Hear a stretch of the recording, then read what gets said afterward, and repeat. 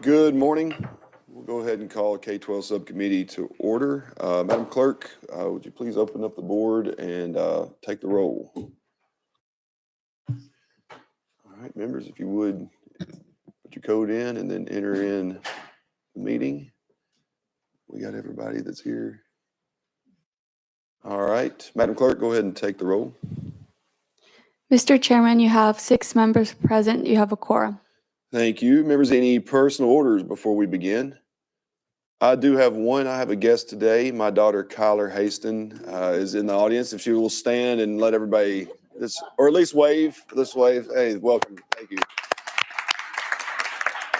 Job shadowing me today, learning how not to do things. All right, so we have a couple of one update on the calendar. Item number 3, House Bill 392, is rolled 1 week. And that brings us back to item number 1 on the calendar, House Bill 1193. Do I have a motion? Motion. Second. Properly motioned. Chairman Sapicki, you are recognized on House Bill 1193, and do you have an amendment? We do have an amendment, Chairman, that rewrites the bill as drafting code 3650. All right, that's what we have. Members, without objection, since it does rewrite the bill, without objection, we will go ahead and vote to properly motion. Thank you. We have a first and a second. Without objection, we will vote to adopt Amendment 3650. All those in favor, please say aye. Aye. All those opposed say no. The ayes have it. We are back on House Bill 1193 as amended. Chairman Sapicki, you are recognized. Thank you, Mr. Chairman, committee members. This is the next step of progress we're making. The first step we had was looking at how we're going to deliver English language arts and reading to our students. That bill, the literacy bill, has already passed and is yielding tremendous results. Last year, I ran a similar bill like this to create a landscape study on mathematics, on how we're going to deliver mathematics to our students. The Education Committee as a whole will be getting a presentation on the Department of Education on their findings on how we're going to deliver mathematics going forward and see if there's any legislation that needs to be passed. This is the next step into progress. It is basically what it does is it requires the Department of Education to conduct a landscape analysis of teacher evaluation practices in this state and other states and have it back to us by January 31st of 2026. We'll look inwardly and we'll look outwardly of the best practices that we can find on how to evaluate our teachers in the classroom and bring that recommendation back to these committees in January of 26. Mr. Chairman, I'll stand ready to answer questions. Thank you for that explanation. Members, any questions for our sponsor? All right. Chairman Watt. Just a comment. This makes complete sense to me if we're going to evaluate teachers. I wonder when the last time we have looked at this other than on the individual school system. Chairman speaking. Years. All right. Any other questions?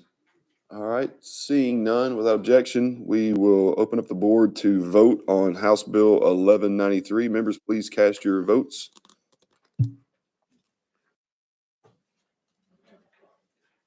All right. 1 second. We're waiting for Representative Akeem to log in here.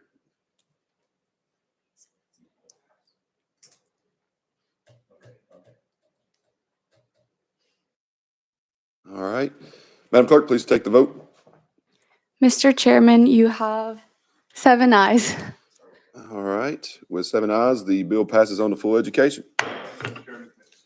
All right. That brings us to item number 2, House Bill 61 by Representative Raper.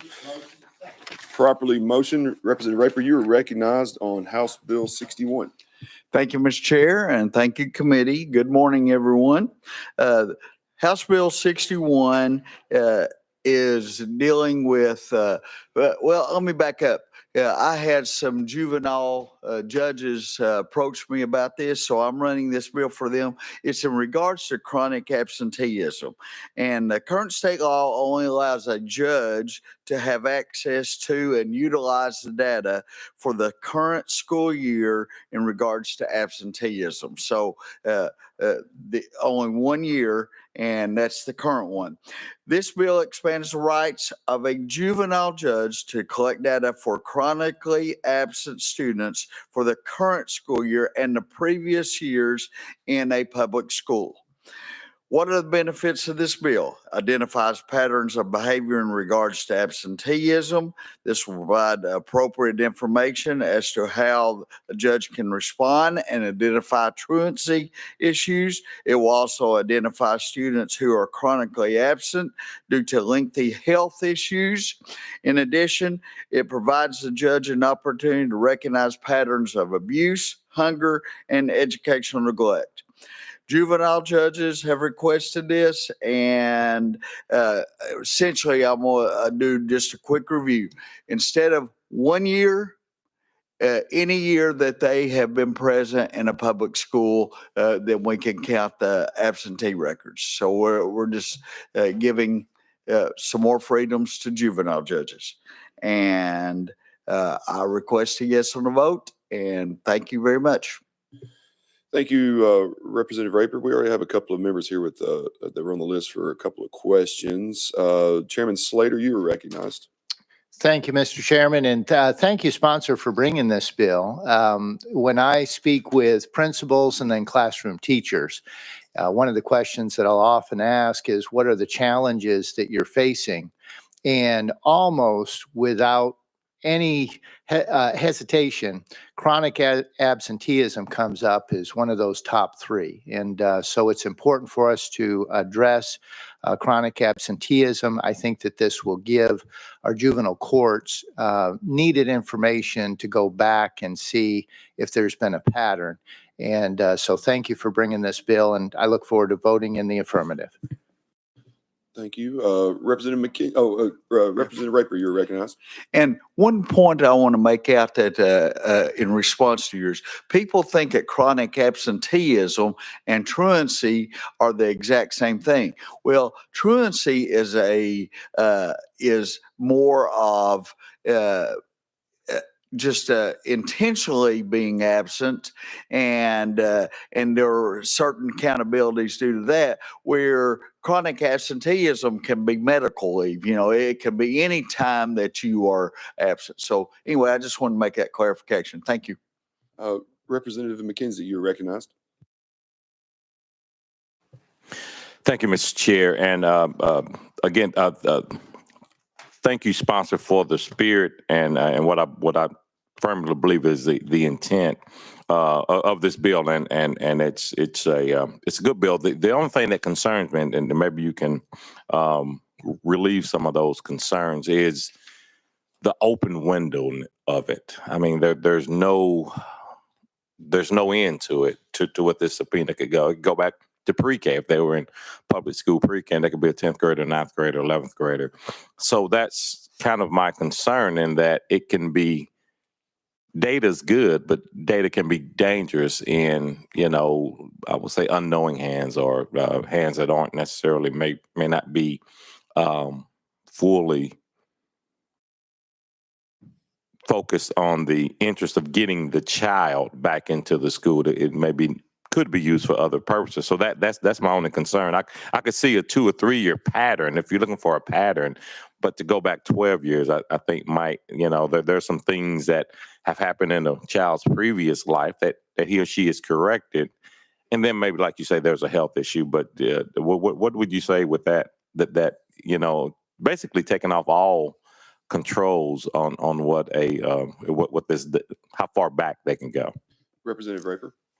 Thank you. And very good question. And I think of that more of a good thing than a bad thing. And the reason why is on patterns of behaviors, it may be an extended illness. It may be an abuse situation that we are identifying. So it's not necessarily a bad thing where you go back and in kindergarten, first and second, they were what we would call truant, but now they've sort of corrected that, and now we're looking all the way back. I just think that it's more of a help source of the timeline instead of anything that would be hurtful toward students.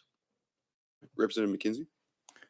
Thank you, Mr. Chair. And so to understand, a juvenile judge would take a look at this. I'm assuming in some cases this youth may be into a situation with the juvenile court system already. And with this, I'm trying to understand how this information could always be helpful. I would hate, you know, again, I want to look to I want to look at the unintended consequences of this bill. So again, like I say, I like why you're bringing the bill before us. I'm just looking at what else could happen. Could a juvenile judge who has a case before him or her use something that's happened 5 or 6 years earlier that really probably isn't germane to what's before the judge against this particular youth? Representative Raper? Yes, sir. It's possible. So I'm not going to say that that's impossible, but at some point we got to put our confidence in our juvenile judges. And I think when you're going that far back, just to see if you've had a pattern of behavior all the way up through, why have you had this pattern of behavior as far as being absent from school and so on. So I don't know if I dispelled your concerns, but anything's possible. And, ultimately it's the judge's ruling. But in turn, I think this is more of a real good thing, help identifying all kinds of areas of need. It may be a hungry child, so that's another thing. So, Representative McKenzie? Thank you. And the final question, I guess, more of a statement. I'm going to support your bill here in the subcommittee, but I'm going to try to. I'll get with you over the next week and try to dig into some of my concerns. So, thank you. All right, members. Any other questions for our sponsor? Seeing none, we are set to vote on House Bill 61. The board is open. Members, please cast your votes, yea or nay, for House Bill 61. All right, Madam Clerk, please take the roll or take the vote. Mr. Chairman, you have 7 ayes, 0 noes. All right, the ayes do have it. So House Bill 61 will move on to full education. thank you, Mr. Chair. All right, I will pass the gavel down to Chairman Watt for item number 4. Okay, members, we're on item number 4, House Bill 224 by Chairman Haston. Do I have a motion and a second? Got a motion and a second ready for discussion. Chairman Haston, any amendments on this bill? Yes, we have a technical amendment, drafting code 3638 that needs to go on, but does not. All it does is change a then to a the. Was a technical correction. So yes, it has a drafting code 3638. Could you point out in the bill where that is? It says, I'll read the amendment. It says, by deleting then local Board of Education and substituting the local Board of Education, 49-2-903 of section 1.